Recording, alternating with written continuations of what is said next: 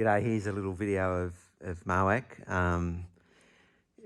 So just to give you a quick overview. But 187 horsepower, it's a 0370, normally aspirated with a carby. I've got it derated to 187. It'd normally be 195 with high compression pistons. I've got low compression pistons in it so it can be run on unleaded. You can also go fuel injection with this engine, and the factory one, they're getting over 210 horsepower out of it. But yeah, 187 horsepower seems to be doing quite adequate. I've got a Cato prop on it, but this one's a seaplane prop, so it's a 86 diameter prop with I've forgotten the pitch now, but I think it's 40-inch pitch, so it's a fairly fine prop. So it's not a very speedy prop, but it's a good short field prop. I can operate this plane, take off within 40 metres and land within 40 metres. I've got the 35-inch Alaskan bush wheels on it. They're probably a little bit extreme for anything in Australia, but I'll tell you what, it certainly does just guarantee you can land anywhere. But as far as the speed thing's concerned, those the seaplane props doing part of the damage to the top end speed, but these tyres don't help either. If you went smaller tyres, that'd help. They're hanging on the 10-inch Grove wheels and brakes, which are really good. And you can get different tyres, like you can get smaller tyres that still go on those 10-inch Grove wheels and brakes. I've got the Shock Monster shocks, heavy duty extended undercarriage, so it's 3 inches longer and 3 inches swept forward at the bottom. The belly pod underneath, which is real handy. It's got a big door along the side of it, and the back of it also opens. This belly pod's the wide, it's Super Cub width, but because Legend build their Super Cub frame 3 inches wider, the belly pod's not as wide as the frame, so they actually Legend put welded tabs into the frame to hang that belly pod off, so it's a really nice fit. I've got float fittings on the Cub. They're kind of handy for other things, but yeah, just out of interest. Down the back, there's an Acme tail shock with the Alaskan baby bush wheel on that. I've got the vortex generators on the tail and up on the wings.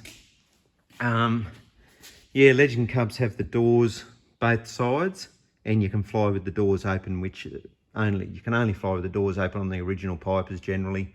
I think Javron you can do it, and definitely Legend. Cub Crafters you can't do it for some reason, I'm not sure why, and they don't have the door on the other side either. That's your flap handle up there, fuel gauges in the wing roots. The cross bracing, lots of heavy bracing in the Legend Cub, like they beefed up the original Piper airframe with heavier tubing, thicker wall, bigger diameter, and all of the extra bracing that the Alaskan Cubs have. There's, you can't see it in the darkness in here, but there's X bracing in the front too, where there's normally only one brace that comes up to the top, but this one's also got a brace that goes down to the bottom on both sides.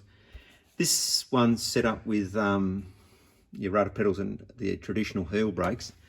I can explain more about that another time, but the heel brakes are really good in the bush. I've got up the top's a JPI engine monitor, and down the bottom's a G5. I could swap them around, but I've just had it like that for the test flying. That's a air-cooled mount for an iPad, and if someone buys this, I'll just put an iPad in there for them. But yeah, it's really handy over here with those runways and everything like that, and it's good because you can just pull it out and use it as an iPad when you're at the other end, as opposed to a GPS sitting in the dash that's useless for anything else. Trig radio, Trig ADSB in and out transponder, your switches and circuit breakers there. Seat, third seat down in the back there. Sorry, it's a bit dark. The third seat's really easy to pull out, and this seat folds down flat too, so you can actually, I've tried it out, but you can sleep in there. The bar behind that third seat you can pull out for loading extra in there. These, instead of the traditional D windows here, they've got this big square window, and you can actually unlock that, and they flop down, so you can actually open those windows down for access into there, which is good with baggage and that. And this is a bit of a big deal down here, this big door down the back.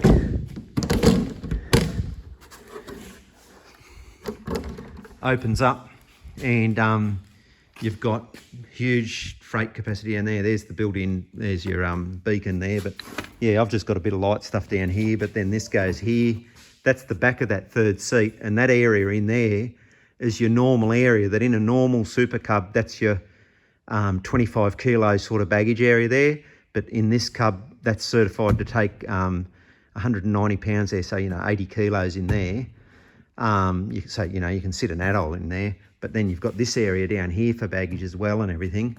Everyone worries about it going outside the rear CG, but if you load it in accordance with what I've done in the weight and balance and that, you can have 80 kilos in there and I think another 35 kilos here or so and 10 back here. Without even looking at the front pod, you won't go out the rear CG there. It's got a very heavy engine on the front, so it's actually a bit nose heavy solo, this plane.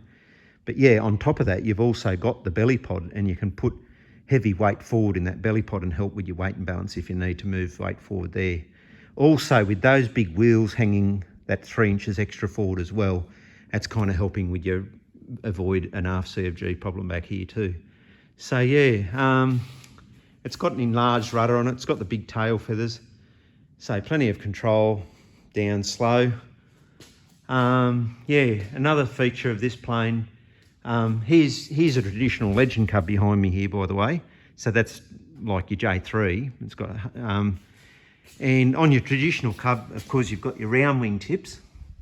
On this MOAC variety one, they've simply squared the wingtip off. So where the round wingtip, on that second last rib, it starts rounding off there, and the very last rib is very short, and then you've got the wingtip bow going out beyond that. On this one, they've just gone full length ribs all the way, well, except for the aileron there, and then put the fiberglass wingtip on the end here, or carbon fibre wingtip on the end. That just meant that the aileron can come out all the way to the end, where on this one, the aileron is finishing where that round wingtip starts. They didn't make the aileron longer, but they just moved the aileron out and then made the flap longer. So you've got an extra bay of flap in there, which is handy. And that's what makes this plane perform a bit better on landing than your traditional Cub. Now this one doesn't even have flaps, the traditional Legend Cub, but my other one out the back, the Super Legend, has got flaps the same as the Super Cub. But yeah, so it does feel a little bit different to fly, like all the other Legend Cubs and the Super Legend feel just like the Pipers. But with the squared off wingtips and the aileron a bit further out, it is a little bit different in the roll, like it's slightly heavier, just ever so slightly heavier.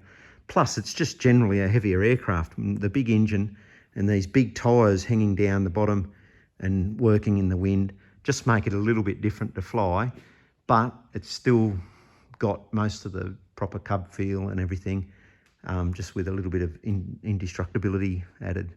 But yeah, that's the machine. Yeah, 2,000 pound max takeoff weight, so that's 905 kilos. It weighs about 500 kilos, so you've got about 405 kilos useful load. It's got 150 litre fuel capacity, and you're burning about 30 litres an hour if you're giving it to her with that prop trying to get somewhere. So yeah, you could do better with a bit of a coarser prop and smaller wheels. But yeah, if you want sort of the best of both, if you're happy going 80 knots from place to place and being able to land pretty much anywhere, that's kind of set up right as it is. All right, cheers mate, bye.